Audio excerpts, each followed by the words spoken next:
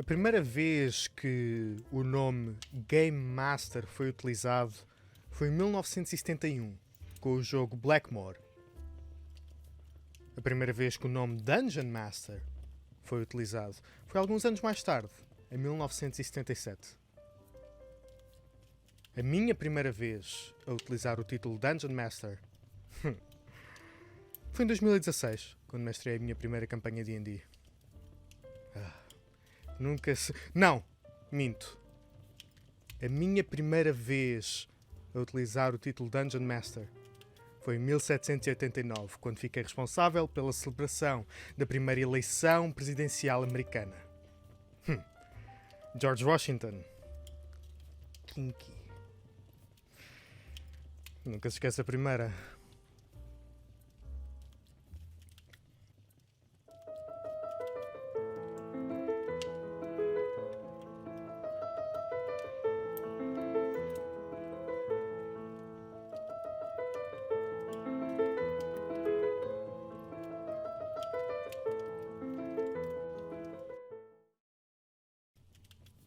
Olá e sejam bem-vindos a mais um episódio de Nunca Se Esquece a Primeira.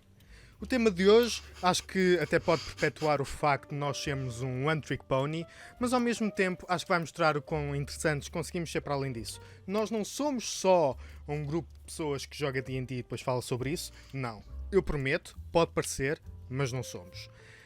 Hoje, no entanto, vamos falar de D&D. Comigo tenho, primeiro, a Rules Lawyer à mesa, responsável por provar e argumentar a maneira certa como usar as regras, mas também tenho comigo o Rules Judge, que faz do seu trabalho principal ignorar todos esses argumentos e provas, fazendo o que bem lhe apetecer, porque ele é que é o Dungeon Master e ele é que manda. Sou a Catarina Rato e Ricardo Lopes. Olá, olá. Eu vi Olá, o espetáculo Luís. que estavas a dar na minha introdução. Falamos sobre isso depois. Pois, eu estava-me a perguntar, mas a Rato vem a este podcast e porquê que a Raven está aqui no meio? Sim, sim. Mais do que isso, eu pergunto-me, mas afinal, quem é que é o protagonista? Mas deste episódio, receio que pelo menos visualmente sejas tu, Rato. Eu vou pedir, no entanto, na edição que ponham a imagem, não só a preto e branco, como que só se veja os olhos da Rato, para o resto ser insignificante. Força, põe Sejam preto e bem-vindos branco, a este isto fica episódio. ainda mais dramático. Sim, mas não se nota esse. É que eu estou assustado e excitado ao mesmo tempo. É a reação que Portanto, este vai ser um bom normalmente provoca as episódio. Sejam bem-vindos a este episódio. Ricardo Lopes, Catarina Rato. Hoje vamos falar... já falámos sobre muitas primeiras vezes em D&D. Falámos sobre a primeira vez a jogar em geral. Falámos sobre primeiras personagens, primeiros momentos que nos fizeram tristes, primeiras mortes de personagens.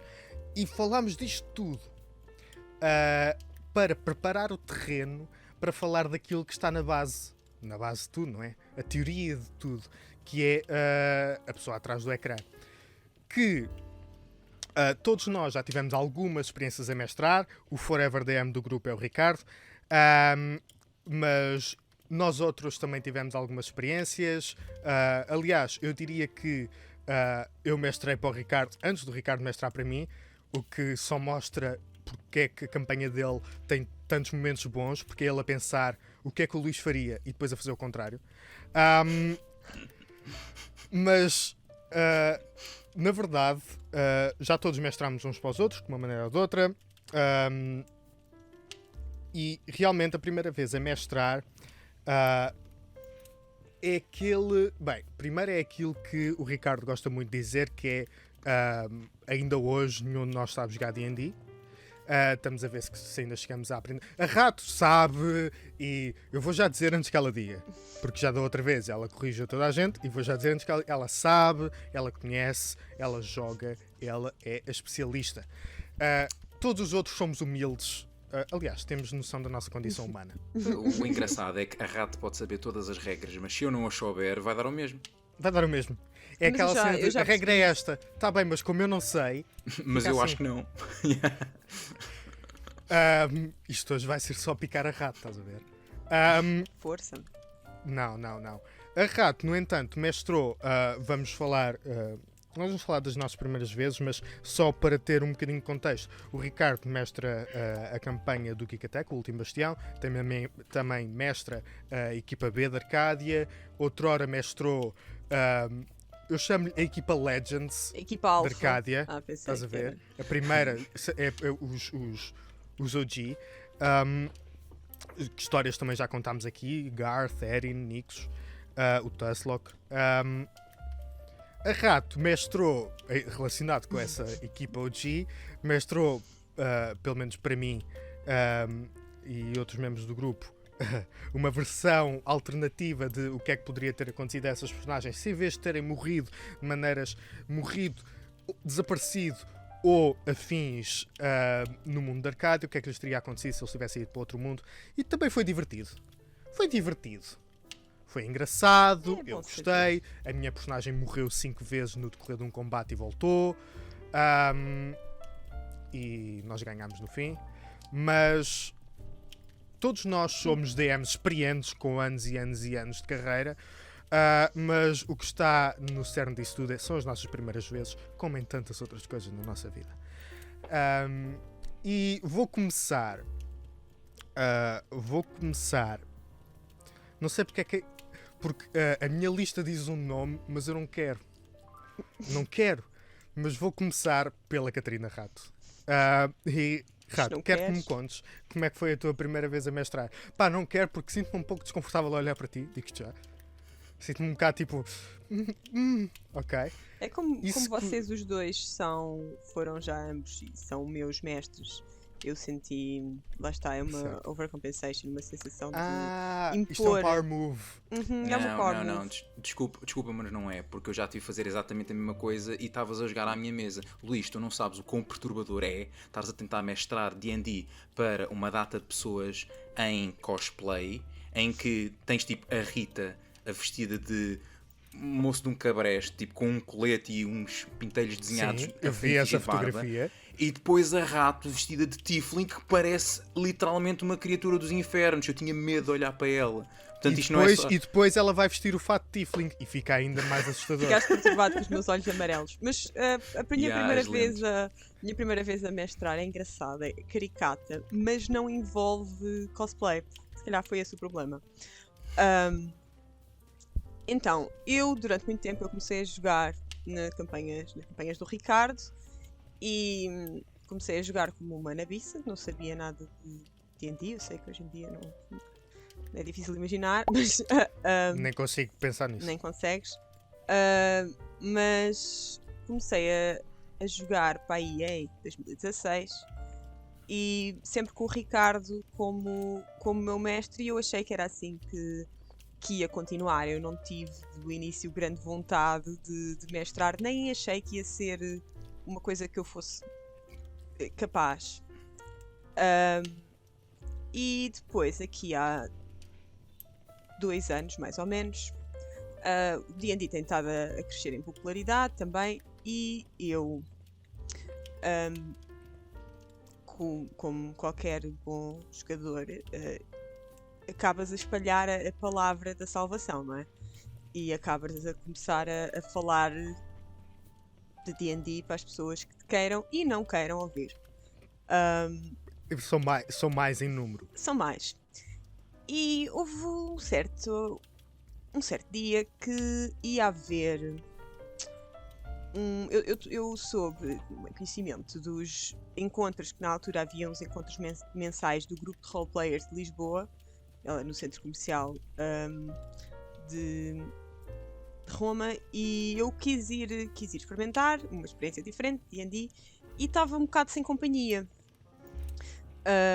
Então recrutei 2 amigos meus que nunca tinham jogado, disse-lhes, olha isto assim, que eu achei que iam gostar, e disse-lhes, vamos experimentar, não sei quantos, e eu levei-os, foi divertido, e eles gostaram, e eles adoraram D&D, e depois começaram-me a dizer, Rato, tu é que podias fazer uma campanha? Não, mas eu não sou mestre. Podias mestrar, porque o Ricardo já não tinha vagas nas mesas dele, já estavam cheias, e então eu não os podia levar para as campanhas que eu jogava. Eles, como tu fazias uma campanha? Tens que ser tu a mestrar, nós não sabemos jogar e não sei o quê. E eu vendo o entusiasmo.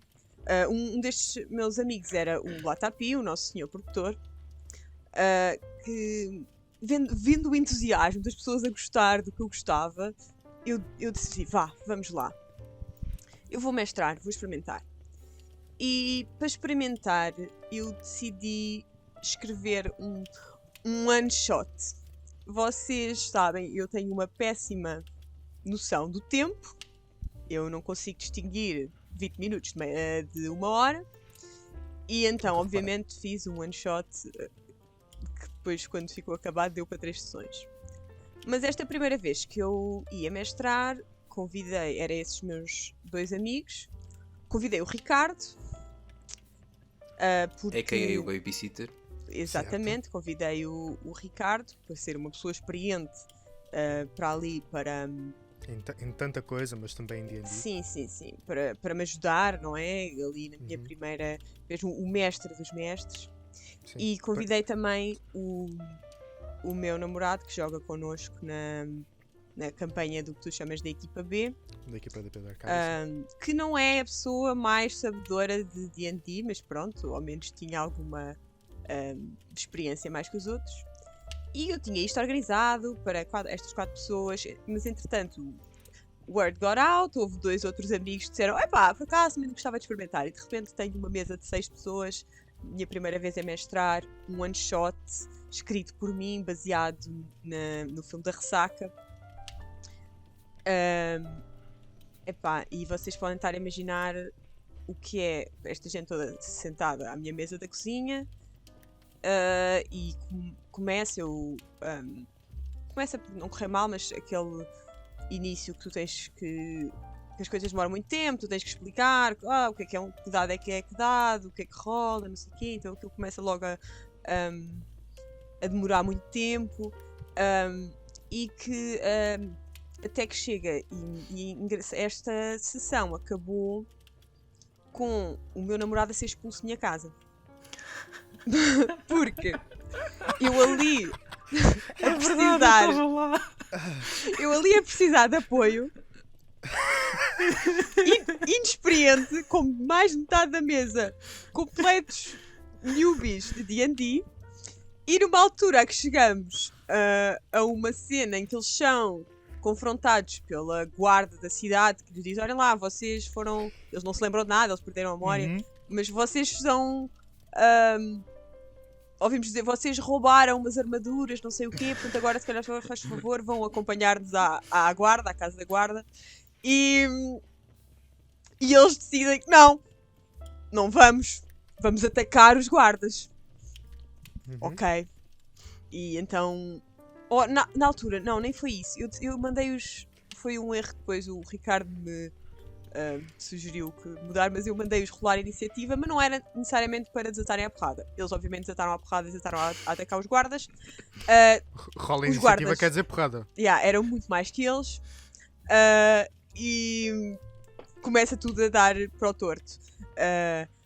Uns estão capturados, o Ricardo foge para o telhado, é uma coisa assim, que ele era um wizard. E a certa altura, uma das pessoas que foi capturada era precisamente o personagem, o monk do meu namorado, e eu tinha uma mecânica de que um gajo fazia grapple e depois o outro ia e punha umas manacles, e a ideia era que a pessoa ficava restrained. E há uma altura em que ele está, lá está, restrained, mas ele quer dizer, não, eu dou 3 mortais para trás e dou-lhe com o pé. É tipo, não, tu não podes. Tu estás preso. Estou preso nas mãos. Mas lá está, se eu fizer um mortal, não sei o quê, não, estás preso nas mãos e nos pés e no pescoço.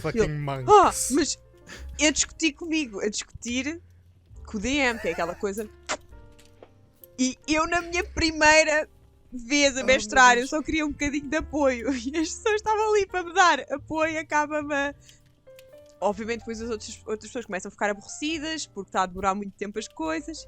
Epá, e pronto, e quando a sessão acabou e eu tento explicar, fogo, vais-me fazer uma coisa dessas, até podias ter se calhar alguma razão, ou eu não ter feito bem a mecânica, mas fogo, eu só precisava de alguma ajuda ali, estás-me a complicar a vida. E ele volta, Mas eu estava só preso nas mãos, estava não sei o quê, devia ter pedido. Está ali a porta Rua. da casa. Se foi mesmo. Minha Tipo, casa abri a chata. porta, sai, eu não quero falar mais contigo hoje. Sai Grappled daqui. é grappled! Fora Sai da minha daqui. casa! Yeah, fora! Sai daqui, não me fales mais. Estás a.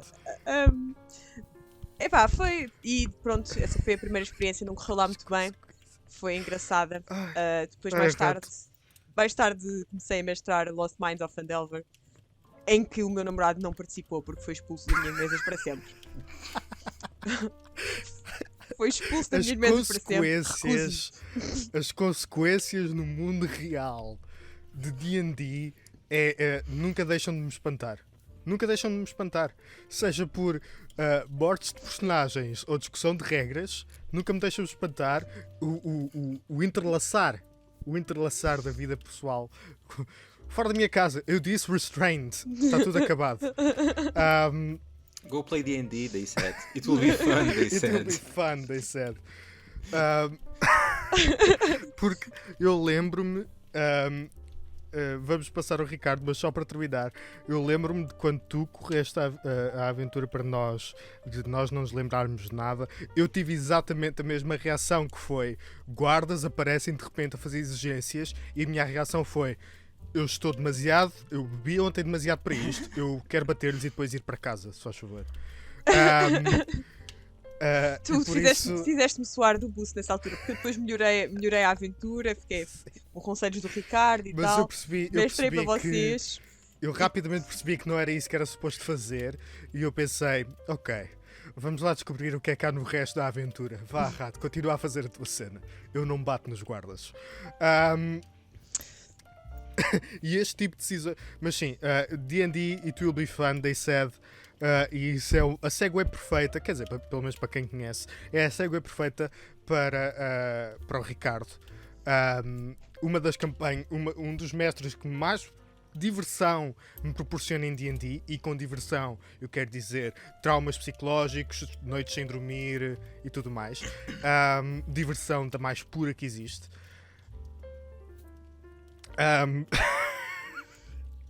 Mas, Ricardo, muito a sério, como foi a tua primeira vez a mestrar? Como é que tudo isto, como é que começou? Qual é que foi a primeira semente que fez crescer esta árvore maravilhosa que faz lembrar aquela árvore no início de Pillars of Eternity, com os corpos todos pendurados, estás a ver? Sim, mas é pá, tu estavas Os lá. corpos todos pendurados. Foi com 1700 e quantos? 1789? Pronto, Também foi estavas lá essa. na festa? Caraças, não me lembro de ver. Pois, tu estavas um bocado bêbado, por isso é que é normal. Não, eu é e o normal. John Adams, bem, não vou falar do que é que aconteceu no vestuário. A primeira vez a jogar D&D, na verdade já foi falado aqui, no Nunca, porque Yeah. logo o primeiro episódio de todos, passa aqui a publicidade que o nosso produtor espetacular vai fazer para o primeiro vídeo. Vai que era- aparecer tipo um textinho a dizer: façam vocês se quiserem. Yeah. Porque a primeira vez que eu mestrei foi a primeira vez que eu joguei também, porque Certo. foi aquele fatídico verão em que eu fui exposto a D&D e então empinei o Player's Handbook e o DMG todo numa questão de, pronto, ao longo das férias, tipo, em vez de ir para a praia e cenas assim, como pessoas normais. E depois juntei um bando de pobres coitados que teve que jogar comigo. Foi a Rato, uma das minhas primeiras jogadoras, foi a Ana também, e depois foram mais 3 pessoas, se não me engano. Pronto, como eu, no que dependesse de mim, eu queria fazer um jogo logo completamente meu à partida. Fazer tudo homebrew, o meu próprio mundo, porque isso também, para mim, sempre foi dos grandes atrativos de D&D. Foi a parte criativa de poderes criar o teu mundo, a tua história. Não é bem uma história, mas o teu playground para depois atirares para lá, para dentro dos jogadores e eles poderem fazer o que quiserem e tu veres isso a acontecer, ver as pessoas a divertirem-se num sandbox que tu fizeste. Pronto. Portanto, queria fazer a minha cena. Só que como tinha um bocado de medo de não acertar com o balanço das coisas e de matar os jogadores logo na primeira, porque o medo que eu tinha de matar os jogadores... Passou-te. Isso passa rápido, Rato, passa rápido. Depois tempos mudaram. apanhas-lhe um gostinho. Matei logo um na minha primeira sessão de Phandelver. Culpa deles. Ele disse que sim. estava restrained só nas mãos. Sim. Não. Ah, é? Olha, autocrit. Mas, autocrit. Mas pronto, foi isso. Reuni um bando de pessoas, jogámos ainda 2 sessões em minha casa, depois jogámos uma também na casa da Ana. Foi uma coisa baseada em Lost Mines of Phandelver, mas eu readaptei para Arcádia. Portanto, por exemplo, não havia... Pronto, o plot foi mesmo todo recondicionado. A única coisa que eu aproveitei foi basicamente os encounters e as dungeons. E pronto, portanto, em vez de serem goblins, eram kobolds. Pronto, o objetivo da campanha, no geral, era completamente diferente. O que acabou por ser bem interessante e bem útil, porque jogámos 3 sessões e nunca mais jogamos. Como é que era? As ruínas de não sei quantas. O vosso objetivo era... descobrir, isto é uma cena que, se vocês tivessem conseguido, por acaso tinha afetado imenso a campanha atual. O vosso objetivo era, para o rei de Ragnar, aquele que foi o antecessor da atual rainha, vocês tiveram a missão de tentar descobrir umas ruínas antigas de uma civilização de anões que supostamente tinha túneis e passagens que passavam por baixo da muralha, mas sem ser tipo Underdarks, só tipo mesmo passagens, tipo um grande túnel feito por anões, que permitiria, entre outras coisas, que os meninos de Ragnar pusessem os seus trooper boys todos em Heraklion e invadissem aquela porcaria toda fácil. Só que o que é que aconteceu? Depois jogámos 3 sessões. E depois era um bocado difícil a gente reunir-se todos, horários diferentes, e aquilo foi tudo um bocadinho gente que eu coagi a jogar D&D, porque alguns já tinham jogado antes, mesmo que muito, muito pouco. Mas foi basicamente, olha, eu encontrei esta cena bué da gira que quer experimentar, portanto, pá, estão todos recrutados. E se calhar as expectativas não foram atingidas para toda a gente, aquilo acabou por esmorecer um bocadinho, mas eu fiquei com aquele murmúrio aqui mesmo à pontinha da orelha. Uma espécie de um resquício. E éramos exatamente. O que me deu toda uma transpiração. Claro. E éramos muitos, éramos 6 também. Também começaste a mestrar com uma mesa grande. Depois chegámos a ser 7, que entrou mais... Chegámos a ser 7 porque entrou mais outro um amigo meu, só que depois 2 pessoas deixamos... não estavam a jogar nessa altura, portanto foi uma coisa nós um bocado marada. prendemos-lo numa gruta e... Sim. Um novo membro da parte, explodimos a gruta e deixámos lá dentro. Sim, também já conheço esta história. Com bons amigos que são. Bons companheiros de aventura. Sempre a olharem pelos seus fellow companions. Daí, portanto, a Rato fica triste quando lhe fazem, quando gera discussões de não, mas eu estou restrained, mas é só nas mãos. Exato. Porque isso é uma coisa má de fazer com um DM novato. Portanto, vai daí, bora bloquear um jogador com o qual o DM está a contar para o balanço toda a campanha, bora bloqueá-lo numa gruta e deixar ali o moço impedido de jogar durante o resto da sessão. Em comparação parece muito mais razoável, sim.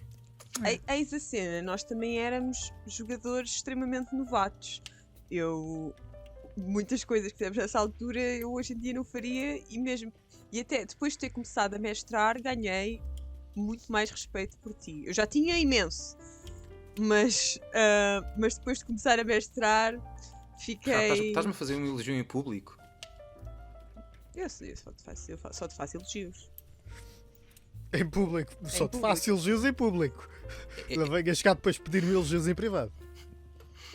Vais destruir toda a intro que o Filipe faz, dos trovões, porque as pessoas já percebem que afinal é só tipo uma dualidade de critérios. Não, é uma fachada. Afinal, eu é que sou o bom da história e sim. o vilão. É tipo há uma... Não, sim, claramente.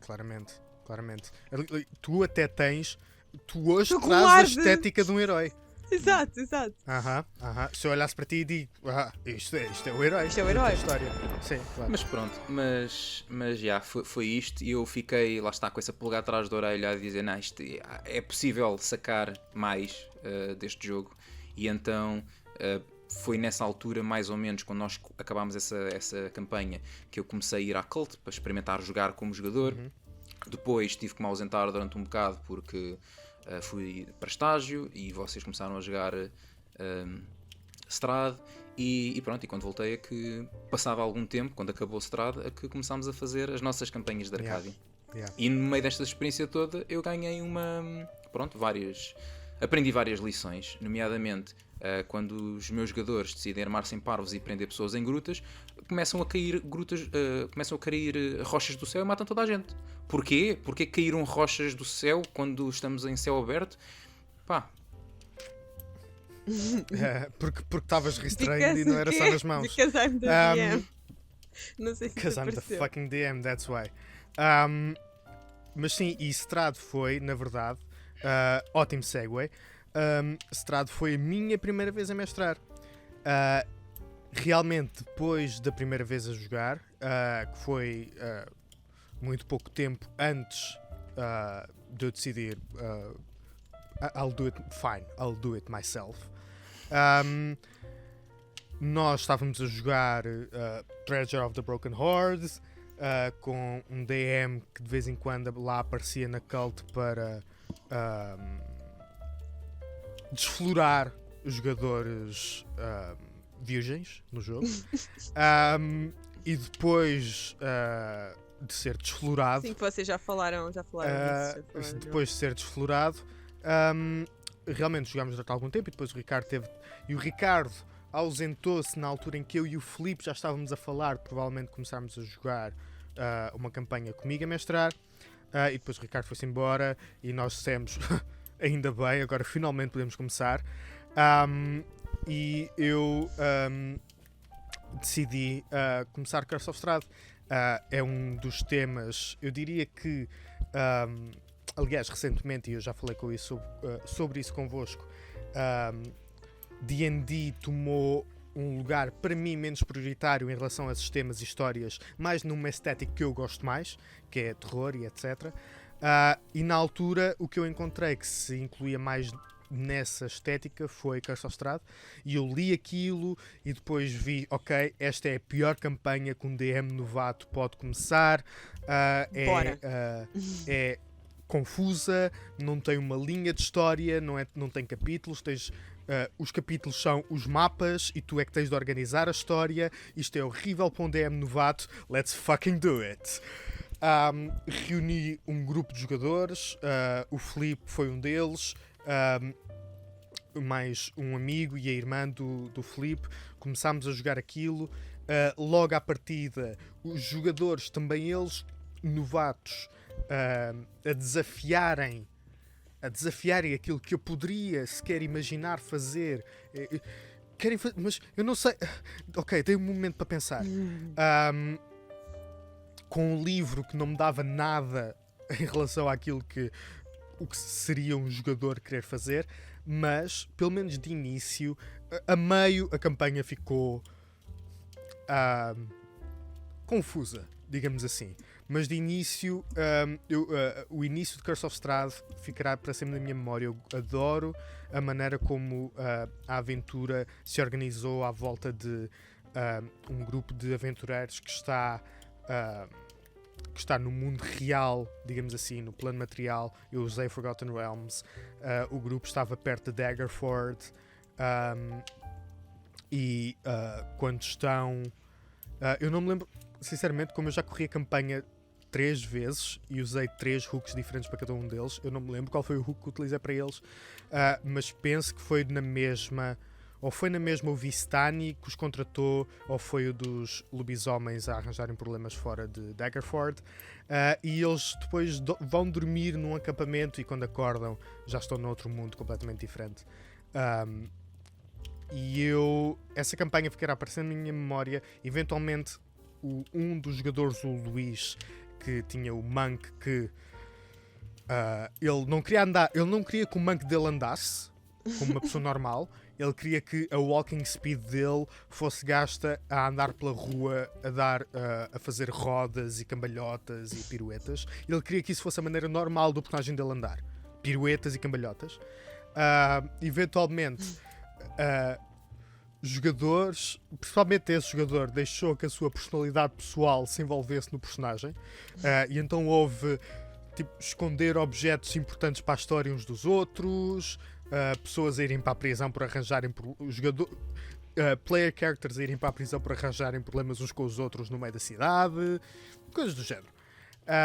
Eventualmente ficaram 2 personagens, 2 player characters, e foi aí que tudo descambou e eu tornei a minha campanha num improv show diferente todas as semanas, em que eu introduzia o que bem me apetecesse em cada sessão. Tivemos momentos como um clube noturno em Vallaki, penso eu, um clube noturno em Vallaki, onde tinhas um porteiro que te pedia um comprovativo de morada para poderes ter um cartão do clube, até ao fantasma no topo da mansão. Acho que era eu penso que os fantasmas estavam em Argynvostholt, e é o fantasma no topo de uma torre que eu decidi fazer semelhante a um agente da GNR, tipo daquelas séries portuguesas dos anos 80. Inspetor Max. Tinha bigode. Sim. E era barrigudo e tudo mais. E eu decidi dar-lhe um sotaque assim, matarruano, nem era norte nem sul, era matarruano. Muita gente da GNR, tipo, dos malucos do riso. Exatamente, yeah. Tipo malucos do riso, batanetes, sim. E até o momento em que eu, ao mesmo tempo, estava a ler Curse of Strahd, estava a ler Howling Commandos da Marvel, por isso decidi, why not? Entretanto, também criei uma plot em que, ao mesmo tempo que eles estavam a lidar com o Strahd, havia um coven, um culto de feiticeiros transdimensionais que literalmente estavam a tirá-los e pô-los noutros universos e depois a colocar coisas de outros universos lá. Eventualmente eles nunca chegaram a descobrir o feiticeiro que eu depois utilizei na campanha seguinte, porque em Barovia tu podes encontrar o Mordenkainen. Nunca chegou a acontecer, mas eu estava desejoso disso acontecer, porque ia ser a batalha final contra os feiticeiros transdimensionais. Eles lutaram contra um Era a história do Empyrean. Wizard que aparecia a abrir um portal e vocês iam para um coliseu. Sim, exatamente. Eles lutaram contra um Empyrean e contra Banshees, acho eu, no coliseu, para onde foram levados pelo feiticeiro com o chapéu do Mickey de Fantasia. Depois eles chegam lá, todos os feiticeiros têm chapéus iguais, mas estão vestidos de maneira ligeiramente diferentes. Em que há um que está só vestido de cabedal, porque é o feiticeiro cabidal. É o de cabidela. Está vestido de cabedal porque é o feiticeiro roqueiro. E eu criei tipo um conselho de Esta é de campanha Richards. séria. Esta é a campanha séria. Eu caguei para isso. E depois, quando essa campanha acabou, esta campanha teve uma perseguição de carruagens em que uma delas é abalroada da estrada por... Qual era o dinossauro? O Acho quê? que foi um anquilossauro, já não me lembro. Não, foi um Allosaurus. Anquilossauros não correm assim tão rápido. Não Não sabes precisava nada de sobre correr dinossauros, rápido. Luís. Ele não precisava de correr rápido, só precisava estar ali à espera na estrada a tempo de se atirar para cima da carroça. E o efeito dramático, Luís? Não. Mas foi um Allosaurus, que depois se mostrou ser o Dragonborn druida. Druida? Druida? O Dragonborn druida Naktar, interpretado pelo Ricardo. E aquilo acabou numa batalha final em que já estavam personagens como o Ash de Evil Dead, que se suicidou no fim contra a luta do Strahd. Quando o Strahd ganhou, o Ash simplesmente deu um tiro na cabeça. Trigger alert. Mas sim, foi uma campanha divertida que terminou. Só terminou. Não terminou, nem sequer terminou com uma batalha épica no fim. Houve aquela batalha e depois a fuga do Strahd iria dar uma batalha no exterior, que essa sim seria a final. Mas nós decidimos não fazer isso. Decidimos deixar ali, sair no topo e nunca mais falar E do nunca mais jogar. Depois voltei a mestrar Curse of Strahd mais 2 vezes. Mas sim, a minha primeira vez a mestrar foi olhar para um livro, ler o livro. Eu não li o livro todo. Acho que ainda hoje não li o livro todo. Houve páginas que eu passei, sítios em que personagens nunca foram e que eu decidi não gastar tempo a ler. Mas foi um livro em que eu li Drácula e depois eu pensei, vou jogar Drácula em D&D. Strahd não é Drácula em D&D.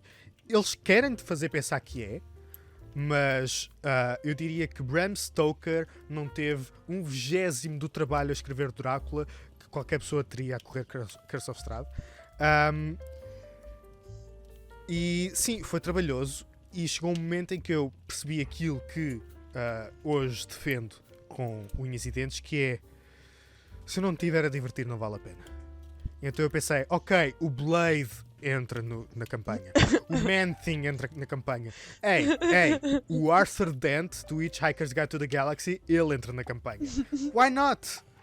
É o meu jogo, é a minha Nintendo, eu faço o que eu quiser. E isso continua a provar-se verdade para as campanhas que eu mestrei desde então.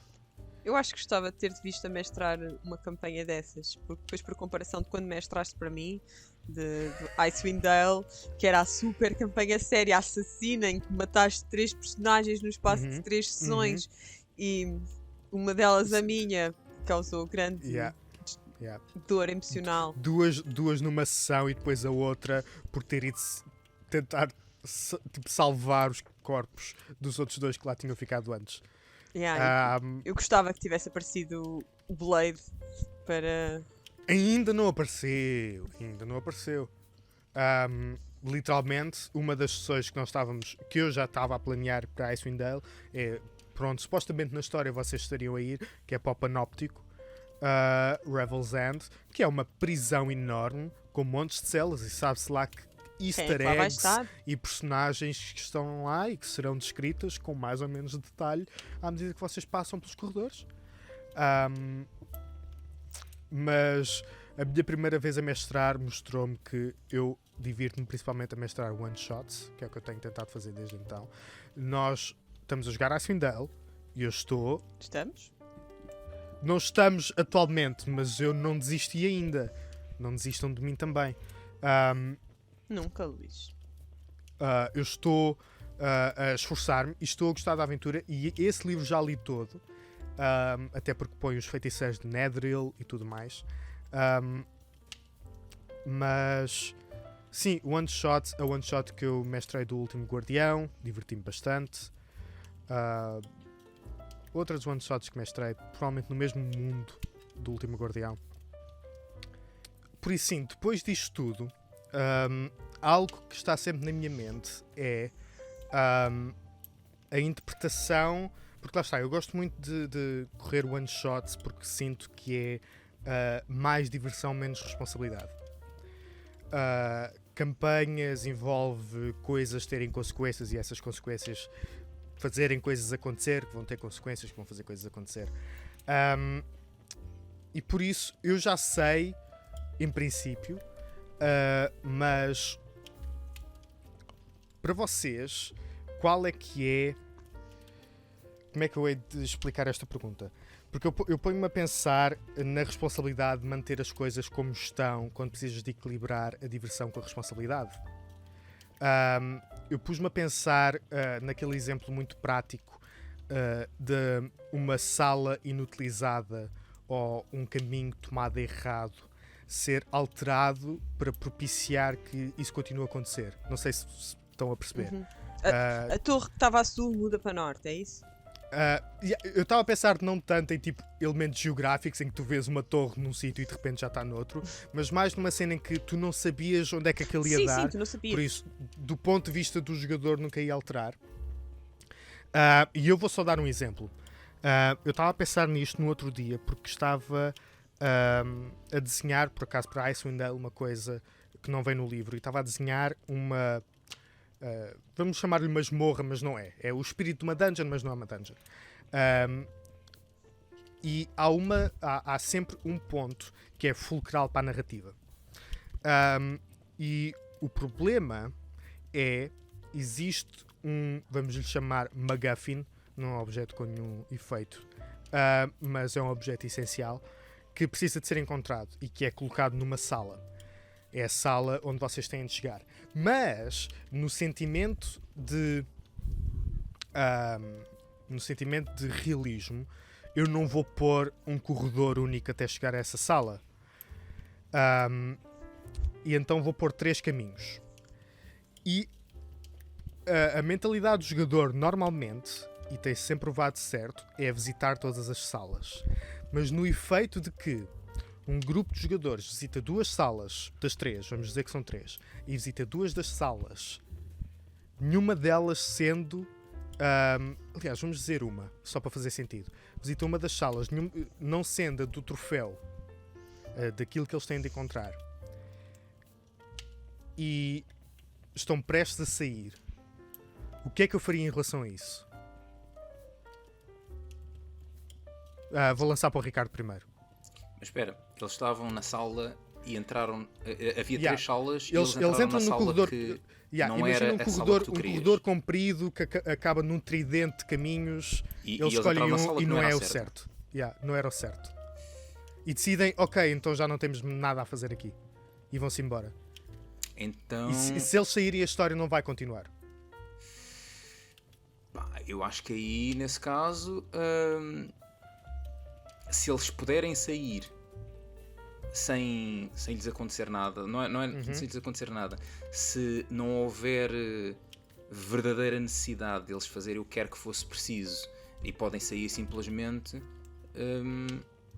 quer dizer, se eles já estão nessa situação, era mais complicado, mas acho que a solução passaria por fazeres com que eles verdadeiramente precisassem Yeah. do que quer que lá estivesse. E A saída depois... dependesse do. Yeah. E tu sabes que eu sou um bocado averso a Eu sei. essa mecânica. Por isso é de... que eu lancei para ti primeiro. Yeah. Eu não gosto de... Ok, se há uma torre a norte, que é o sítio onde eu, quote unquote, quero que vocês vão, e uma masmorra a sul que não estou interessado e vocês vão para a masmorra a sul, eu não gosto de pegar no design da torre e aplicar à masmorra porque, por um lado, eu sei o que é que existe naquela torre e vocês ainda podem ir lá, e por outro lado, pronto, quero também reforçar essa sensação de realismo do vosso lado, e de ter a certeza que, ok, ele não está a pôr as coisas à frente que vem num livro, ou que, não, isto é mesmo a sério, onde quer que eu vá vai ter uma diferença e um impacto na história. Mas quando há tipo esses bottlenecks de plot, por assim dizer, ou de situações para chegar a um certo objetivo, tem que só que se garantir que existem pistas suficientes para, mesmo que a primeira falhe, que haja mais 2 outras maneiras para chegar. Portanto, imagina que eles tinham que entrar na sala correta dessas 3, e se não entrassem na sala correta já não iam ter a oportunidade de entrar. Portanto, Sim, era, Ok. até era mais nessa situação que eu estava a pensar. Yeah. pronto, eles podiam, por exemplo, tinham uma pista qualquer na masmorra, com uma lenga-lenga que indicava qual é que era a porta certa. Mas depois também era possível ver junto às portas que existiam marcas de mais gastas junto à porta correta, para pessoas que têm mais perception, mais investigation, poderem brilhar. E ao mesmo tempo, se calhar um monstro que eles podiam ter encontrado no meio da masmorra também, era um monstro cujo lair estava atrás dessa porta e, portanto, ia tentar fugir para essa porta, e se essa porta estivesse trancada, ele ia tentar desesperadamente, imagina se fosse um slime, tentar imiscuir-se pelas grades. Coisas assim para... Pronto, e depois, se tudo isto falhar e os jogadores não acertarem, isto só é um jogo se houver a possibilidade de perder, Sim. não é? Sim, Portanto- sim. Certo. Eu concordo com quase tudo que disseste. Aliás, com a maior parte. Não era uma pergunta de rasteira. Eu já sabia qual ia ser a tua resposta e sabia que ia concordar com muito do que tu Yeah. disseste. A minha resposta. Mas eu não sei se tens algo diferente a adicionar, Rato. Tenho, Força. porque Manda. eu até tenho uma posição um bocado diferente do Ricardo, e se calhar vai de encontro àquela tua coisa que estavas a dizer. Isto só vale a pena se nos estivermos a divertir, e acho que se o jogo entra num impasse em que não estás a ir para a diversão, que está a ser só frustrante, não estás a encontrar nada, não estás a avançar, é tipo, toma lá de colher uma ajuda para ir para o próximo plot point, porque e se calhar também uma ajuda de egoísmo, de não, eu sou uma DM preguiçosa, eu tive muito trabalho a fazer isto aqui, portanto, vocês agora tipo, não vão acabar com a campanha completamente Oh, e meu fazer-me Deus. escrever outra campanha. E aconteceram-me alguns cenários assim, eu acho que na campanha que eu tive a mestrar de Fandelver e que depois eu continuei com coisas de homebrew minha, neste momento está em pausa, mas também ainda não desisti. Houve Isso mesmo. alturas em que eles descobriram, até a Rogue descobriu que o mentor que o clérigo estava à procura, na verdade era o seu irmão, que ela achava que ela estava morto, e depois descobrem que ele tinha sido feito preso, estava capturado num esconderijo Meu dos Deus. Zentari. Vão Uma lá, telenovela. vão lá, e aquilo, na verdade eles tinham sido atacados por um grupo de assassinos que eles descobrem que era da Xanatar Thieves Guild, mas que estavam a tornar-se um bocado rogues, e eu dou a entender, tipo, eles fugiram para norte, não sei o quê, e a parte decide, não, nós já não vamos conseguir apanhá-los. Vamos antes para Waterdeep. Não, tenho certeza. Volta para trás. Vamos para Waterdeep, pode ser que lá a gente encontre alguma coisa. Eu, ok, então o que é que eu vou Sim, pôr sim, aqui em sim. Waterdeep? Olha, Yeah. toma lá um aliado antigo da backstory da Rogue. Por acaso, a ex-mulher dele é uma feiticeira que... por acaso eles também são da Xanatar Thieves Guild e a filha dele até sabe coisas sobre esse grupo, e a ex-mulher é uma feiticeira super fixe que vocês vão lá pedir ajuda, ela vai fazer scry e Tá aqui depois tudo, tá aqui tudo. oferece para Tá aqui fazer tudo. teleporte para o Underdark. Querem um wish? Também tenho. Não, isso também não, mas pronto.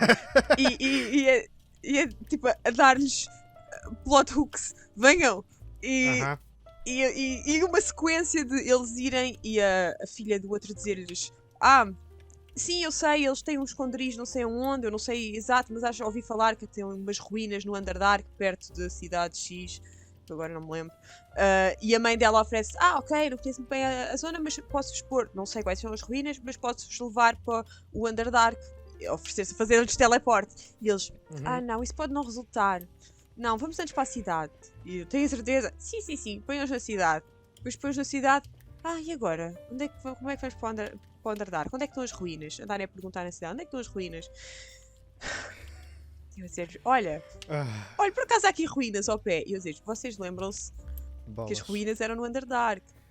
Sim. Oh, meu Deus. Eu vou procurar aqui entradas para o Underdark na cidade. Não há. Não era aqui. Rato, sim. Sim, Rato, é a pior parte de uma campanha de D&D, são os jogadores. É a pior parte. Se não fossem os jogadores, era tão bom. O que é que queres? Mas é preciso, porque tal como eu aprendi por experiência própria, se tu te pões a escrever uma campanha sozinha só para ti, isso chama-se escrever um livro. Sim. Isso chama-se escrever um livro. Não é jogar D&D.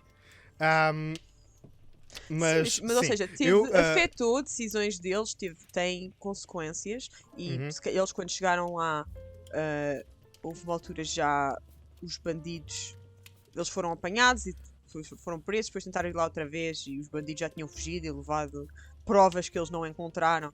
Mas, quer dizer, se estás a ir para um lado nenhum, eu não gosto do momento de ficar bloqueado, ver aquela frustração nos jogadores. Sim. Eu compreendo o que é que estás a dizer, eu compreendo o que o Ricardo diz, compreendo o que tu estás a dizer. Da minha parte, eu tento encontrar um meio caminho. Primeiro,